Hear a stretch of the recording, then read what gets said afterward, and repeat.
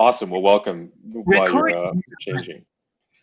Welcome to the DXgov governance discussion for January 6, 2021, the first one of the new year. Wanted to start with just a quick proposal roundup, as there's a couple things in the queue. Oh, I just deleted that. So there's not too many not too many controversial proposals going on. There's a couple worker proposals. Obviously, there's been a little bit lower voter turnout on some of these proposals as the price of gas has skyrocketed. So it's something to kind of follow a little bit. And there have been some proposals that have kind of inched towards the deadline. So I'm trying to watch as best as I can, and all the proposals that I would want to vote on, and make sure that they pass. But that's something we should all kind of be on. And so there's a proposal to reimburse the launching of two contracts, two DXgov contracts. And then there's a couple different worker proposals. I know for Nico and John. And then there was one other one I thought was somewhat interesting. Which one was that?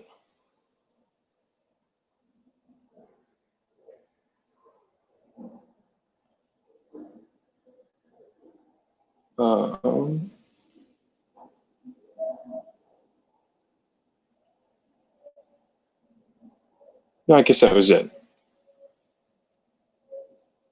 Yeah, there's still a lot of stuff at the bottom, but yeah, I don't know if anyone had any comments on proposals in the queue or any thing to say about those.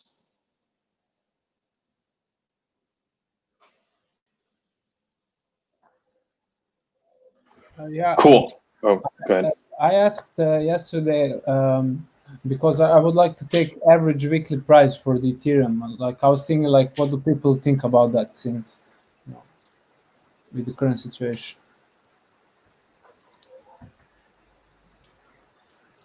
I like how you described the current situation as Ethereum going up. I don't know if other people have thoughts. I mean, I think this is something that a couple people have done the last week or two. I think it makes sense given the volatility. There's a discussion on how exactly to calculate this.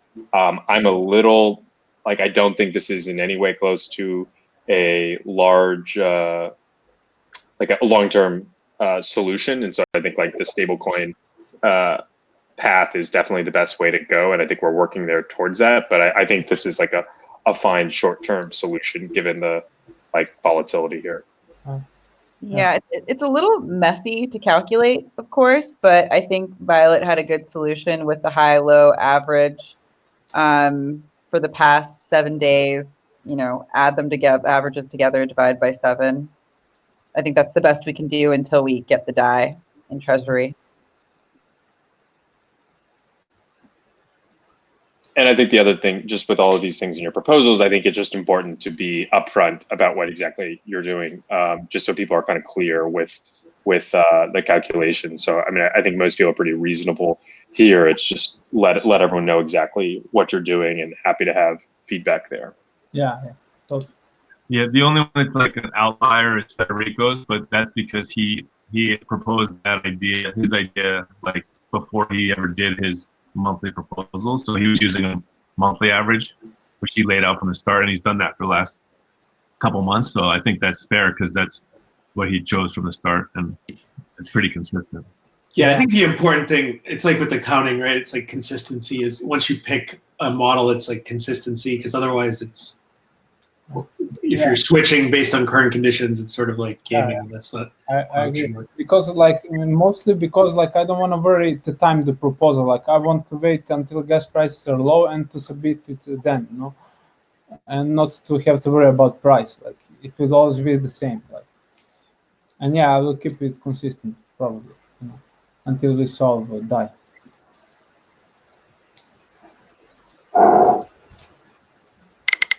What about I think a lot of people's periods ended at the end of December, right? And there's still quite a few people that need to put in their new proposal for the next 2 months, right? And it seems like I mean, everyone's still working, but those are going to be now, okay, 7 days or 8 days, like already mid through Jan. Is there a strategy around that, or like clearly everyone's kind of waiting for gas to come down slash, you know, you got to put work into like what your plan is for the next 2 months, which is similar to like the last 2 months, but with adjustments and feedback and stuff like that, which takes time, obviously, right?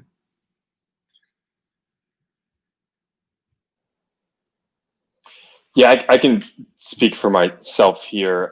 Yeah, I guess I'm not too concerned about getting like paid immediately. I do like trust DXgov and trust like that we can kind of recognize that, and that most of my like some of my hesitation is like, well, there's just a lot of proposals right now, and I just want to like kind of wait for some of that. I think we should get more consistent with this, but I think that the like onus is on DXgov as a collective to come up with like a better way of distributing or administering salary like every month, because it's just like a little bit of a I guess confusion on how and when to submit. But I think like given that everything is like we can have everything on chain, we've like documented everything, I think that there shouldn't be that much risk to an individual contributor.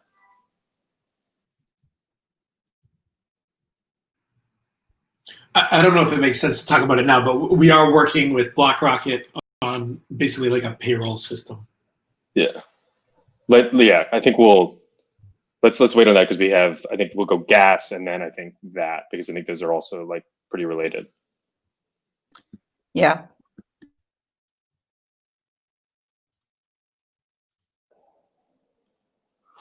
Cool. So let's switch into the gas discussion, which I think is maybe more of a discussion on the rising price of ETH, but that's causing a lot more just expenses to run the DAO. And I think when we look at gas, you know, I think these are administrative costs of like running an organization on Ethereum in the same way you have to pay almost, you know, as a company has to pay taxes or payroll for all of these things, but costs are getting higher, and we are pushing some of this cost onto individuals. So the governance gas refunds #2 is up. I think this is for December. So the contract has been funded. I actually think that was lower than the highest month, which was like October, and more in line with November, which is about, I think it was 8 or 9 ETH for the month as in terms of a cost to the DAO.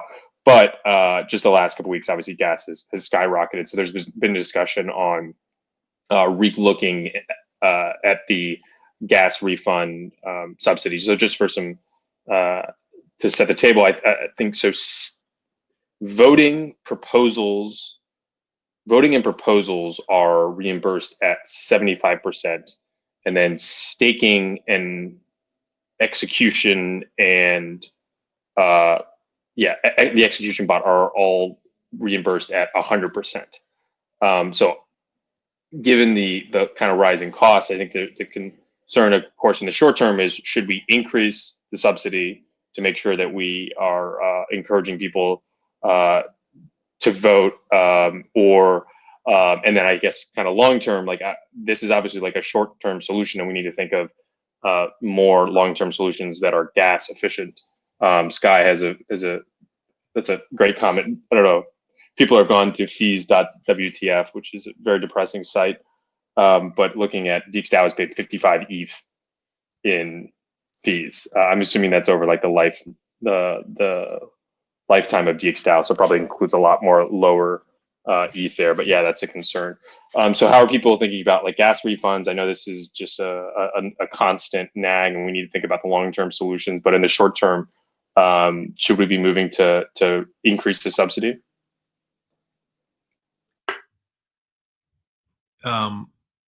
So if as long as proposals pass and someone bites the bullet, and if you don't need 15, we like voter turnout, but we don't need 15 people to vote on each proposal unless it's an important proposal like the bonding curve one, right? And in that case, 75 people still voted. Like you don't want it to be 100%, so 90%, like something below 100%, so it's not attacked. But you also don't, if you did 99% or 95%, and then everyone voted 10 times on every proposal, it's just going to cost the DAO a shitload of money, like 100 ETH instead of 55 ETH, right? Yeah, I guess what's the rationale for staking being 100%?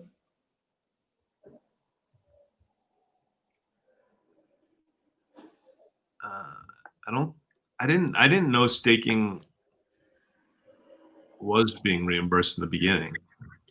Yeah, so staking doesn't make sense because there is a bounty already. Right, there's a financial incentive for people to stake. Well, you're getting Gen, and Gen's tanking, so that's the problem. Elon yeah, is selling. I'm not Goose, sure it was fully reimbursed in the beginning. I don't know if Nico's not here. Oh, Nico is here. Yeah, I don't think it was. so yeah, we just started chatting a little bit about gas refunds, and so yeah, I mean, I think you're kind of aware of the situation and figuring out how to solve this in the short term, but making sure we're figuring out a long-term solution here. So, what do you think about this, Augusto? Well, one of the things that we can start doing, that we can do in the long run, is to configure the voting machine to refund on-chain votes and staking. And that's something that we can do in the long run. But what I just wanted to say, that I was impressed when I did the claim of refunds of what we spent on voting and staking, is that right now the percentage that we are refunding is 75%, and last time I spent like $100 on creating or staking, voting, and creating proposals, which means that, for example, I spent $75. Oh man, stop talking about Sorry. I get distracted. You're just distracting, Augusto, now. You know, the chat is not being recorded, only this. Like, I'm just trying to focus. Okay, Yeah, but I guess what you're saying is that 25%, right? So that 25% cost that's put onto the individual, like that maybe has gone up from like $25 to like $100, right? Yeah. And that is like, you know, and it's, yeah. Yeah, and it's going to be worse. It's going to be even worse. I mean, it's going to be better for DXgov because the price will go higher and the fees will be expensive. But in another way, maybe we can start talking about increasing the refund percentage. Maybe not leave it at we have 100% refunds on creation of proposals, and I think something else, but it will be better if we can increase it at maybe even like leave a limit. For example, we are not going to spend more than 10 Ether on refunds per month or something like that, you know, like set a refund or a different way to calculation to refund as much as possible to our to the voters, because the other day I was voting and I did 4 votes. It was $200, which I'm going to be refunded, but still is $50 because I vote for 4 worker proposals. Yeah, I mean, you could take that ETH and go buy DAI and put it in a. Yeah, I mean, I think there's like 2 things we need to be doing, and one is I think what Sky is saying is we are like monitoring this because it isn't like we can't encourage everyone to vote on everything just because like the gas cost, and I think that's something we want to get to long term, but I think it's a concern, and then I think. Yeah, I get to the second is I like something around like a 90% refund for this, just because I think that is probably about the same cost structure that we put onto the individual when it was 75%. But I guess I just don't want us to get complacent into just like subsidizing more and more like gas, because like that's a serious cost to DXDAO. And so I just think we should be looking at this as like a short-term, almost emergency fix for like, what do we do right now. And I think there's a host of different ways we can figure out how to limit our overall gas usage. But I just want to make sure that somehow we're feeling the pain of these gas expenses because they're real, and like that's money coming out of DXgv's treasury.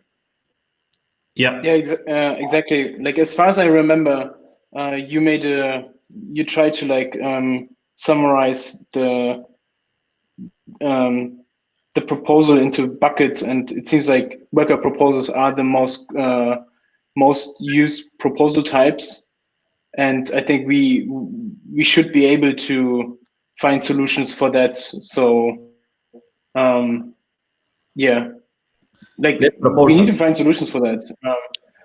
Like one way is to move quick with like squat payments, right, instead of individual payments, which is not better than the current system in terms of skin in the game process, because I think if the DXgov is paying out a bigger chunk to the squad, then the DXgov may have like the better position. But in terms of like being more efficient, I think that's still the better way, especially with guilds coming. Yeah, even the guilds, they can be payable. For example, let's say DXgov can create a DXgov worker guild, and it can even send some ether there, and it's going to be paying the gas cost of the guild, but they're going to be way lower than the current gas cost that we are spending for voting and staking. The biggest issue that we have right now is the amount of proposals. We should focus on decreasing the amount of proposals and focus on one worker proposal per worker per period at maximum. That would be ideal. Something like to keep the engagement active, because right now we have to submit at least 2, and we are more than 10 workers, so those are at least 20 proposals per every 2 months, and we have even more. So yeah, 30, 40. It will be great if we can decrease it to half of it. Yeah, Augusto, what you're describing is exactly what John and I have been discussing with BlockRocket. So it's probably going to take like January/February, because it's going to need an audit, and it's like this one proposal from the DAO to fund the worker proposal bank, and then people just do authorizations once per period with all the details of their worker, and then it like the payment contract pays out. So what you're describing is what it hopefully will exist like in 2 months from now. So this is really what we need, is like a solution for the next 2 months, because that's exactly what we're describing here, and that is being worked on. John, I don't know if you want to add anything to that, because I guess are we dealing with like a short-term emergency like situation where we like need to make sure we're increasing the gas subsidy like right now, and then maybe is there a solution that we get, like a little bit cheaper solution we get for the next like 2 months, and then we have a long-term solution? Or is it like we just kind of tough it out until we get to the BlockRocket solution? And I guess this also applies, of course, to DXD vesting. Yeah, I think what Augusto just said here, I agree with, which is the increasing the gas refund should, I think, cover us until we get the payroll system for the worker proposals. But I think kind of more broadly speaking, we need more scalability for other types of decisions, right? Like we're about to add this multi-call scheme, and there's like a bunch of things that the DXgov controls there. So, a more general system that scales, and I think this is probably stuff that like Augusto is working on with like signed votes and that kind of thing, and maybe even moving to side chains or layer 2 for certain things. Yeah, that's another thing that there is a lot of things that it can be done on the voting machine level, where we can optimize a lot of the voting and signing of votes. That is going to be the next goal of the DXvote app, to optimize and compare how much are we spending on votes using this the new voting machine that I'm designing compared to the one that we are using right now. Because I think under current conditions, it's basically like the optimal thing is to have not everybody voting, but just enough votes to pass. I mean, really just one vote, basically. As long as we have enough attention on the proposals so that people are paying attention to what's going on and would vote when it's necessary. But, you know, with these kinds of costs, you don't really want 100 people voting on something. So long term, I think we need to move to something like the signed votes where it's, you know, individual vote costs are close to free. Yeah, even more when we have the DXgov data on Rinke via mainnet, it will be like, for example, signing votes on Rinkebuy and sharing the signatures. And these signatures, they can be, how can we say, mine into mainnet, but they will appear there. Like, for example, you can have one vote on mainnet, but 5 voters already signed an approval of a proposal on another network, but this can be transferred to mainnet. But this is not necessary. This will be just to signal, like, show a level of agreement that the proposal has on the community, and in case someone or anyone wants it, these votes can be signal and transfer to mainnet. That would be the idea. That would be the idea to show to use the same account that we are going to use on mainnet, but to share the votes on another network with the same cryptographic signature. And that in theory will optimize and show cryptographically in a way where we can verify cryptographically the agreement or disagreement of the community on a proposal without having to vote on mainnet, without spending any ether.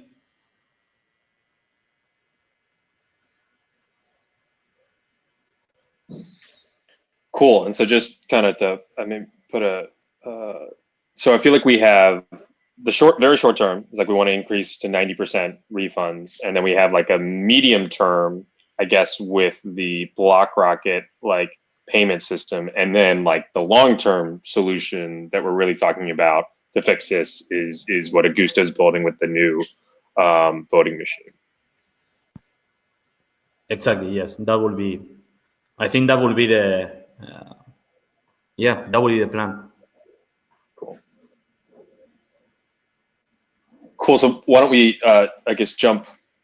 I think that covers most of the things on the DXD worker payment component. So why don't we jump back to talk about the multi-call scheme parameters.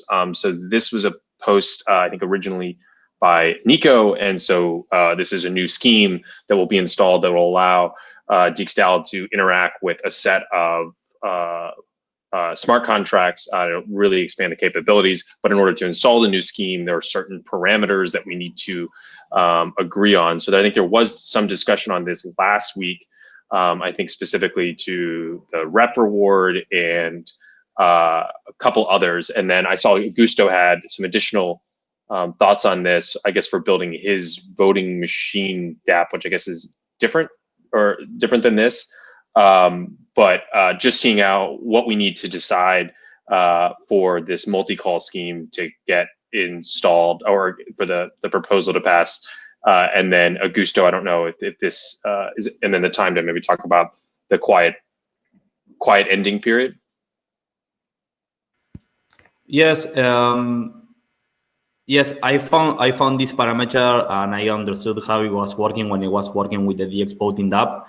And yeah, it looked kind of funny to me because even if you use for example, a long time for a quiet ending voting period, the proposal can take way more time to be how can I say, to reach a conclusion, right? And in my opinion, the way I think it should work is that it should have an ending time where you can plan ahead. I think one of the good things about blockchain is this immutability, where you know that certain thing will happen at a certain time, depending on these conditions, and this certain thing is a proposal execution or rejection, depending on the amount of votes that it's going to have. And when I saw that this could change with voting at last minute, it didn't look right to me. And I never saw that anywhere on any democracy system. You know, we never saw anything like you go and you vote and you have a time to vote and that's it. If you don't go and vote, you miss the chance. So yeah, that was surprising to me. Ease and storage parameter is something that it can be interesting to use on another, for example, on a quick governance scheme, for example, something where we are going to be making quick decisions, and you can allow more time for the voters to vote. But for example, something on a very important scheme, I wouldn't use it. I would just use. I just wouldn't have a quiet vote. Just before people jump in, I just want to get clarity. So this is the same, like we're deciding the parameters for the multi-call scheme, or is there like an additional thing, Augusto, that you're talking about that's separate from this? So this is about the multi-call parameters for the multi-call scheme. Yeah. No, regarding the multi-call, which I think is super important, and it should be strong and secure, and it should be robust. That is why I think that allowing that time of a proposal that finished to change can have an impact, maybe even later. For example, if we are going to, for example, what kind of impact can have on a relayer on a contract that is trusting the time where a proposal is going to be executed. Is it going to be changing the time that the proposal is going to pass because of last minute votes? So yeah, this can have an impact on how do we plan to execute the proposals. And for example, okay, we know that this is going to pass at a certain time, but it turns out that we cannot promise that because someone can vote at last minute and extend that proposal time. Yeah, I consider the overtime as a protection mechanism. The fact that, like, if we wouldn't have that, there could be, as always, a cartel in the background who's like thinking up about when to vote. And if we don't have the overtime, a bigger group could push stuff or change stuff very quickly at the last seconds. And that is not what we want. So this is actually common in the NFT space, which you guys are all now familiar with. So whenever there's an auction that ends like at noon on Friday, like on OpenSea or on Super Rare, for example, there's a time when the auction ends. But if someone comes in like 1 minute before the auction ends and they put the highest bid, it extends for 5 minutes. So there's new time endings. It's not 2 days, but it's 5 minutes. If you don't have that extension period, it comes down to like everyone squeezes in at 1 second before the time ends with a random number. Like it's safer to have an extension. You have to have an extension, actually. Yeah, but that's an auction, and this is a governance system. I think the objective here is different. I think. Oh, go ahead. I was just going to say that it's kind of nice with what we have with the smart contracts that we can basically have this be triggered where we do have an issue where there's some sort of voting cartel coming at the end. That's why you don't see it a lot in traditional elections, because you don't have something run in this manner.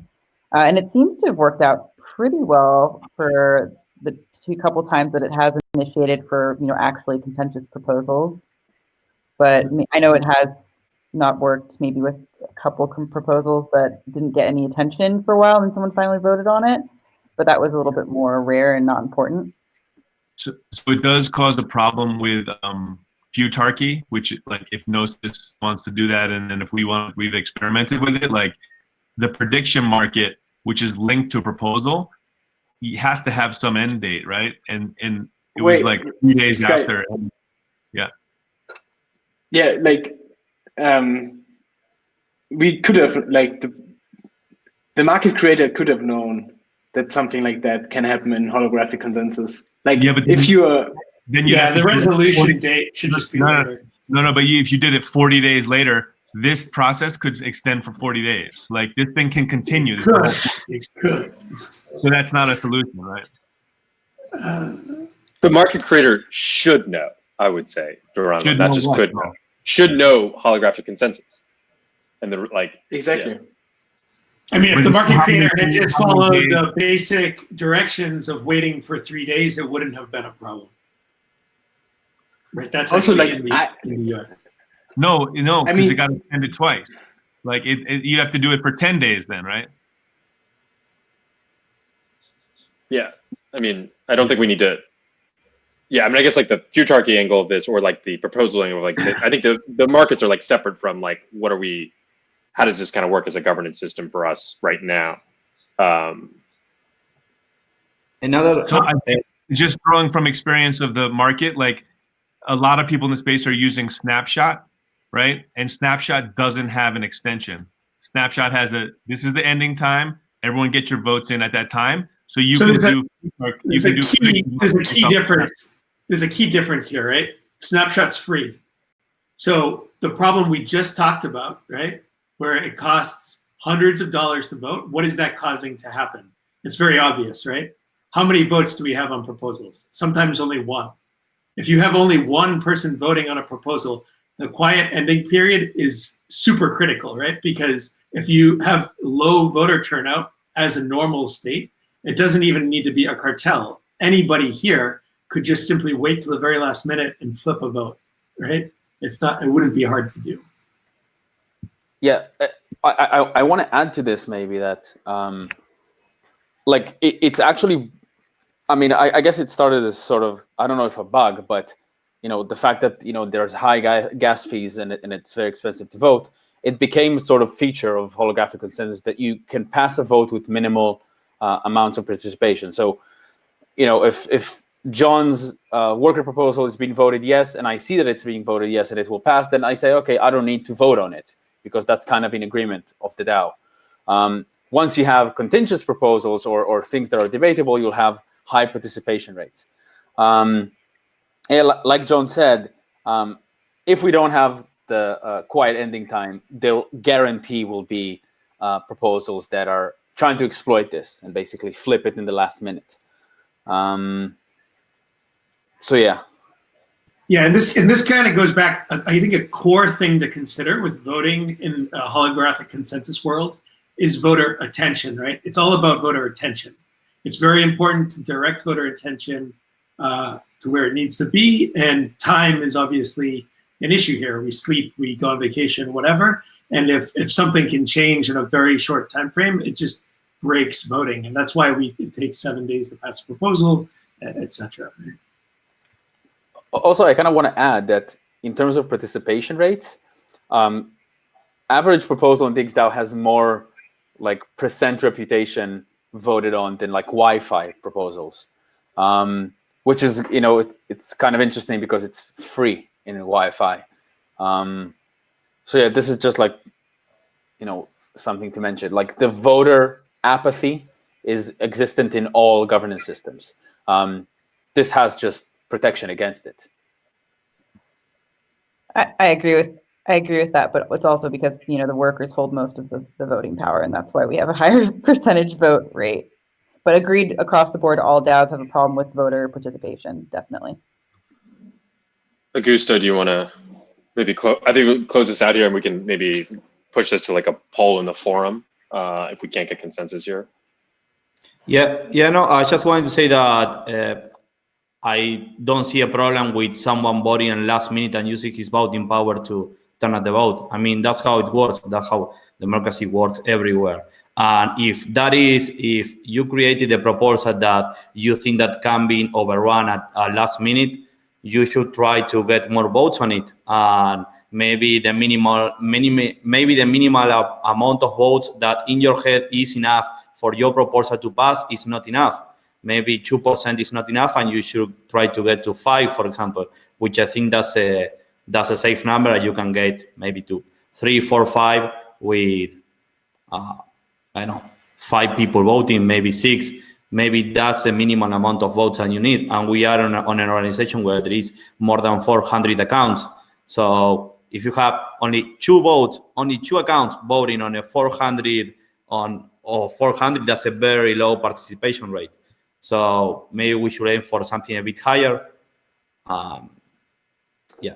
I mean, I think that's the key thing. If you're going to make the analogy to how democracies and voting works in other systems, most of these other systems, like the Senate in the United States, like you have a quorum, right? You can't have one person pass a bill, but we don't have any quorum. So that's the big difference, right? Yeah, and another difference to democracy is that you vote once every 4 years. Like it's concentrated, and once every 4 years you have to vote on something. I think it will, like the DXgov system will actually, I don't know, maybe migrate into something like that. That big proposals that are being, I guess, offered will happen every set period of time, and we will call upon the entire reputation of the DXgov to vote on. Yeah, so for me, it's very simple. If we remove the overtime, we will remove a security protection, which means we are more attackable, and that doesn't make sense. Like we should actually do the opposite. It's very dangerous. It's very dangerous. It's how it works. I mean, no. You're wrong, Augusto. Like it's very dangerous to remove the client ending period. Why? It's very, very, very dangerous. Because you want to protect yourself against other voters. No, it's very simple. Think of an example. Let's say I make a proposal right now that says send out $1 million to me, and then somebody votes against it, right? So it looks like it's going to fail. Nobody wants to spend the gas costs, so they don't vote anymore. I wait to the very last minute and I vote for it, and I take the money and run. That's extremely dangerous. We can't do this. I mean, but if we have a long proposal voting period, like that is how many people are voted on your worker proposal, Augusto? None, because it still needs to be boosted, and I vote only after boosted proposals. If not, your reputation can get locked. But theoretically, that in your example, if someone made that proposal, 10 people would vote against it immediately. The gas doesn't matter. It's for the safety of the doubt. Everyone would vote against it. But when it comes to something this serious, you can't just like assume that people are gonna like always act in this way, right? Like we have to observe how people are working now. The only way that what you're describing would be safe is if you had a quorum. Yeah, holographic consensus and staking, it's like it almost like accomplishes, or boosting proposals, it like accomplishes the aim of quorum without necessarily like establishing it. So yeah, I think it's tough. I don't know. I don't want to. We're kind of a little go around in circles here. I think we're like disagreeing. So I don't know how much more time we want to spend on this. But I think we kind of need to get some consensus here.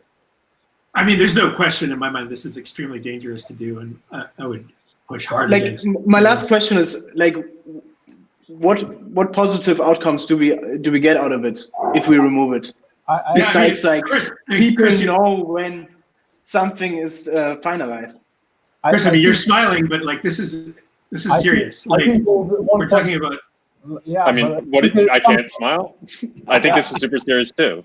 Yeah, well, then you should take it a little more seriously. But positive thing can be that maybe like more people will vote on proposals, and everybody will have to check out every proposal, like, and everybody would vote. This, maybe that is the positive. I mean, Augusto, I'm a little concerned that you don't see the danger here. Like, you understand what we're talking about, right? I mean, yeah, I understood. I mean, you're the one working on the voting DApp, so it's a little concerning to me that you don't see the danger. I think, that's my opinion. I think that we should vote more. So that is why I think we disagree. That's it. Augusto, I want to say that, there's what we want a governance system to be, or, how we want people to participate in it, and then how they actually use it.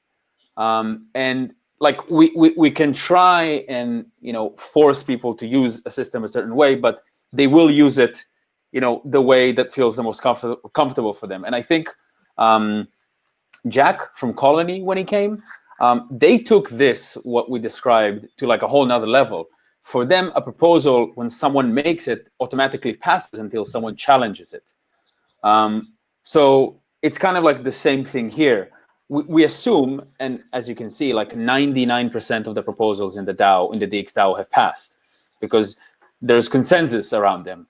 So you don't even need everyone to vote on them. So this is kind of the notion of this governance system, and a good protection against attacks of this governance system is the last-minute attack. Does Maker have an extension? Like, why don't they have this extension? If they Maker? I mean, so they have a pre-poll, right? So proposals only get like sent to the executive vote if they have passed an on-chain poll. So Maker has a built-in quorum because you have to exceed the previous vote. It has to be. There's only like one thing that ever passes in Maker, so you have to like exceed the previous vote, which is effectively a quorum. It's just a weird way of doing it. Yeah, I mean, I think we've talked about this enough. I think Augusto is the only one that feels this way, so we can maybe find consensus other ways. But I think that's the end of it. I think the quiet ending period is supported by almost everyone else. Cool. Let's kind of quickly touch on the Tenderly one. Not Tenderly one. I think just Tenderly one.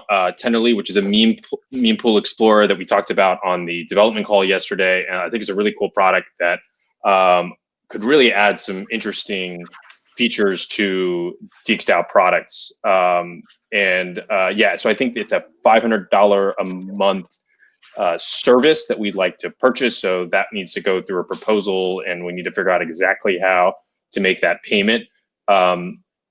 I think there was pretty broad support for it yesterday on the developer call. So I don't know if anyone else had any thoughts about it here. There's a little bit of some logistics to figure out on how exactly we're paying, but I think it seems to be a service that we'd like to pay for. Yeah, like one short side note from my side. I am not sure how deep I mentioned it yesterday, but like we talked a lot about potential integration in the DXDAO products. But for the first use case, and that's why it's kind of like urgent from my case, or from my perspective, is that we actually plan it for some of the security operations of the DXDAO, especially like for monitoring the multi-call proposals, and also an integration in Alchemy. I definitely think that Tenderly, like all of the functionalities, we can use it on the products as well.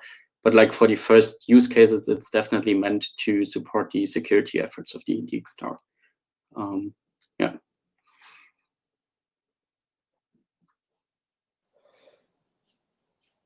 And then in terms of next steps, should we, like how should we get a proposal? I mean, I'd be happy. I mean, I'd be fine if the first one we needed was a little bit of a. We just had a proposal that sent the money to you or to someone else or put it in escrow. Like, how should we kind of move forward with this? Yeah, Bogdan, from your perspective, we were speaking about the option that we could send it to an address, but how would it like really work? Would we send it upfront for 1 month, or do we do it every month, or how would that possibly work? Yeah, sure thing. So hi everyone, Bogdan from Tenderly here. I'm here for the logistic parts of things. Let's show that I'm a real person as well. Anywho, so basically, I don't know if you would be doing the proposal, and then if you're paying every month, if you would be voting for every month's payment. So I'm not sure how that. Well, hopefully not. Now that we're just thinking about the earlier discussion about proposals, I feel like this is an example of one we'd like to probably have. Vote once and then maybe like stream the payments going forward. Having said that, we definitely don't have like the technical capabilities to do that right now. So I'd imagine this would definitely just be at least a one-time vote. Okay, so that I guess like also an escrow account where we could like pull every first of the month is also a thing we would be open to. So that's another one. And then basically there's also a way where you guys can pay upfront, for example, for 5 months, and we would then bundle an additional month for free, for example. So you would basically pay 2,500 USDT, and we would activate Tenderly for 6 months, and then you can postpone this decision for 6 months. That's another thing that we can do. It's basically up to you guys. So, I mean, we're open for all of the other ways as well. So, yeah.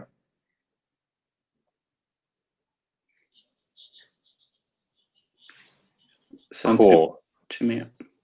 I think we have a forum post on this. I remember seeing something, but Nico, you might have just sent that to me directly. I can't remember if we have a forum post on this, and then we can maybe like follow up on there exactly the logistics. I think Sky is saying a multi-sig might make sense too. We would have to probably, if we're going to do it soon, it would obviously only be in ETH. So maybe we go through something that's something specific for the first time, and then we think of a longer term solution here. When it comes to ETH and everything else, we must, unfortunately, due to regulatory reasons here in Serbia, accept in USDT only. So it has to be a stable currency, and right now we have everything set up for USDT on our side. So I'm not a fan of it. I would much more gladly accept DAI, but things are the way they are, unfortunately. Yeah, I was just laughing as USDT having some like regulatory approval is interesting considering its structure. We can also do USDC. I mean, I'm just saying. Basically, there's an additional step for us to actually convert it into USDT so we can pull it. So, yeah, it's fun when your government is small. What you can do with a certain amount of money. Yeah, I think a multi-sig probably makes sense for this first one, and we can do the transaction or exchange off or outside of DXDAO, maybe in the multi-sig.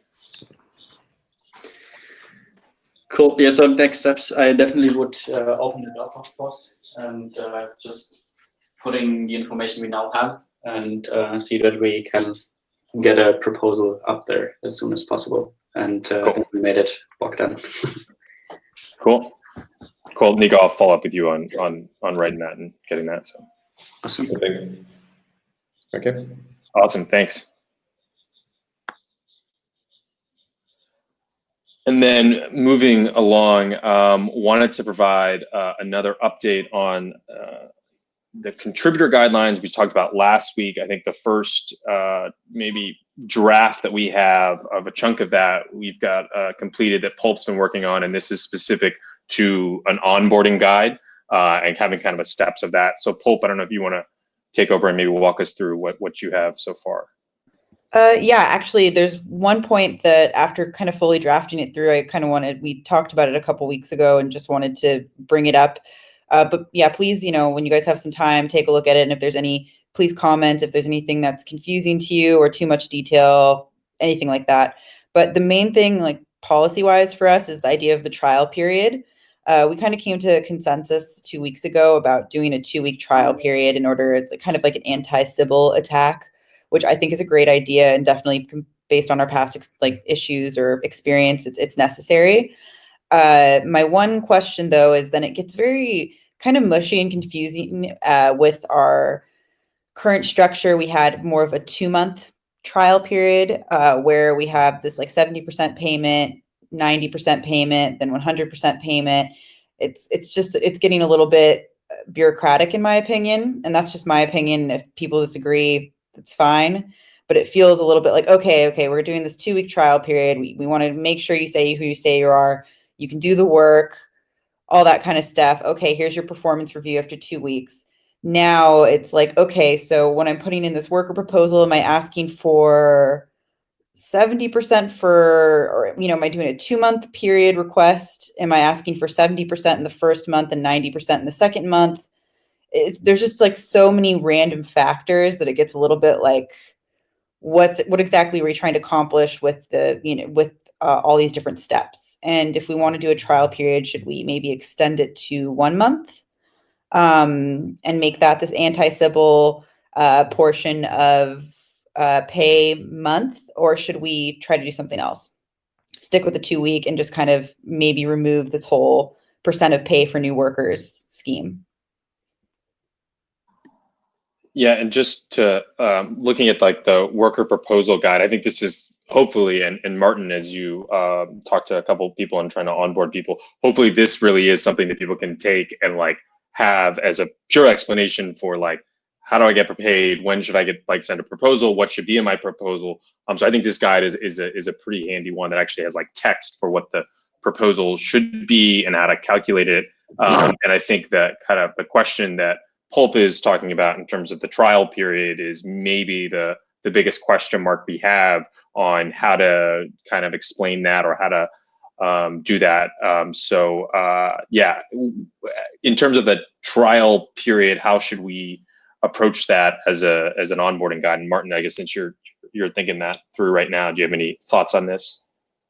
I think the 2 weeks makes sense in a way, because maybe Adam, he's here on the call, maybe he has an opinion. I think he did read. Did you read it, Adam? Are you still here? No. Yeah, Yeah, you I'm are. here. You thought it's pretty clear, or did you understand this? Yeah, basically I combined this with the one you sent me for the website. So basically that was like had the tables, it was like more organized, but generally the idea is like really simple. I mean, you go on a trial and then test your team dynamics with like DXgov and then how you work together, but you're also not being abused for like free work, etc.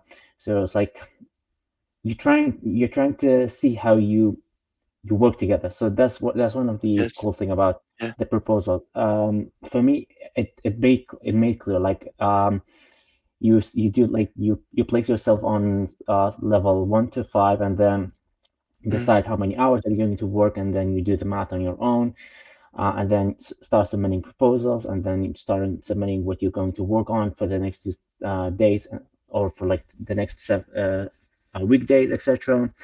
But I think I'm missing something. So, for example, are there like daily stand-ups in terms of like when we do like in agile teams, etc.? No, not. But the thing is, the main problem is that we are like on different time. True. That makes it really difficult, and I think every project leader has its own, can choose how we want to do this. Okay, so maybe like you basically create a crew or like a micro team that manages the project, and then they do like a governance between themselves, and then they decide what the eventual result is. Yes, that's the idea. Okay. Okay. Yeah, Adam. So like, I'm part of the Omen team, and for several weeks now, we didn't have any calls because we knew everyone is just busy and everyone knows what to be done. But now we're actually like growing to a point where like once per week we do a sync up call. So it's like it's definitely up to the project, to the team to decide how they organize. I don't think it is smart to have like a global rule for everyone. So like every project should decide how they handle communication and structure. Oh, well, that's good. Like that promotes ownership, even if it's among a few people. So I'm voting yes for that. Thank you. Yeah, I think also the 2 week period for me it's better than 1 month. I think for both, as said, it's just comment. Definitely. That's like 80 hours, which is more than enough to see how the new person is going to cooperate within the team. Yeah, just to read what Seth wrote in the chat. So he says 2 weeks is both for the worker and for the DAO. I think it makes sense to do that with work that can be done or partially done in 2 weeks, where you can give and get feedback. So what I'm kind of hearing maybe is the structure here is like someone comes in, let's say Adam is obviously the perfect example since just kind of talking today. So they have a 2-week trial period that is going to be administered, or kind of scope of work is given by like a squad guide or product manager that Martin's doing. And then at the end of that 2 weeks, if everything goes as well, and right, I think we defer to the squad guide on that, or squad leader, then they would submit a worker proposal, which would have a kind of scope of work, and that would presumably cover 2 months. And then in that 1 month, there would be 1 month payment. in that worker proposal. And then for that worker proposal, would the payment be at 100% since they've already passed the trial period? Is that where we're ending up at? That's right now. I'm on my second month, I think, and in a way, it's okay because you really have to adjust to the system, and it needs, I don't know, it needs time, to get really involved, and you are not that performant. You're much more performant if you are in for several months. So I don't know if it's fair. It's on the person for themselves. That's a discussion. I think it's okay. For me, it's okay personally, because but Right. I don't know. It's good. Like both, I think all of us don't really have any skin in the game with this question at this point because we're kind of going to be past that stage anyways. But and I agree, it's definitely a bit of a pickup phase no matter what, just to get yourself familiar with everything. But I'm more thinking just as like clarity of structure and it's a lot for we're already kind of a new structure.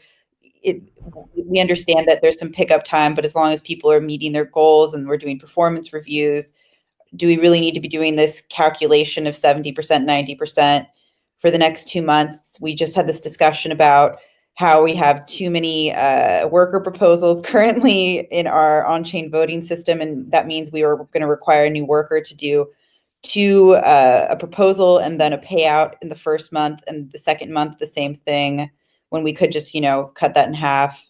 I'm just thinking about more for just cleaning up things a bit. One other reason to do is this, you make 2 months, 2 weeks trial, and then you know how it works. But then you, at this point, if you have to make like a proposal for 2 months, I don't know. For me, it would be too difficult to say what I'm doing the next 2 months for myself. Maybe if you have a technical role, then it's very easy. Then it's clear. But I mean, even for a technical role, let's take Agile for example. You usually have like 2 week sprint, which is like gives you much more clarity and much more angularity in terms of what your goals are for the next 80 hours or 2 weeks, etc.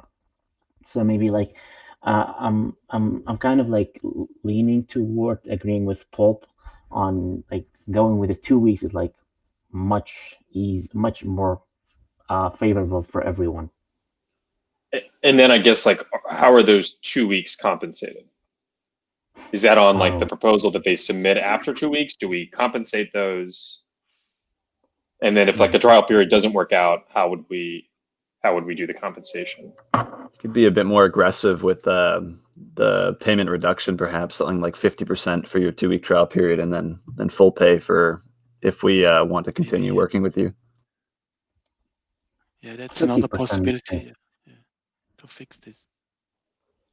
Yeah, we do 50% almost no matter what. But if someone comes in and they work 2 weeks and they say, we agree at a certain level that the 50% payment is a 2 week trial, and then if everything works out, then it moves to 100% for the next 2 months.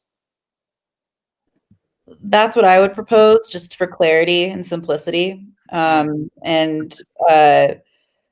think I think that it makes sense to have it simpler, the calculation, but in a way, I don't know if it's possible you're new and then you have like, if you take you serious, you have to write down what you do the next 2 months. And sometimes it's not very clear what you do in the next 2 months. So what should you write down at that moment? So it's easier for me, for myself, it has been not easy, but it was possible to do it for 1 month, and for 2 months it's just I don't know. For me, it's for me as a person, it's difficult to say what I will do the next 2 months. Like that it's not difficult to say, but it's difficult that because then you think you have to fulfill this what you told people, but maybe goals are shifted in this time, and then anyway, it's changing. And if you knew the possibility that the goals are shifted, it's much higher than if you're part long of the system. But these are details, in the end, it's not so important how is it it really sorry. Yes, go on. Is it possible that this could be mixed in with our experience level system we have currently? Perhaps, your first and second month could be an experience level lower than your desired level to make sure that those first 2 months and/or month you're able to properly give the work that you're saying you're able to? That's one possibility. You're basically lowering down the entry requirement, and then you're going to filter out the ambitious from the person who's just in it for trying things out. Would that be an option? Yeah, I mean, I think that is a little complex, I guess. I think we're getting to a little bit of a structure here, but I think we're going a little bit in circles here. So maybe I think we should get a post up of this in the forum, and then we can kind of go from there. But like, to me, the simple structure is trial period for 2 weeks, 50% compensation, and at the end of that 2 weeks, there is some worker proposal that hopefully will guide the next 2 months. And Martin, I hear you that it's hard to know what that is, but I think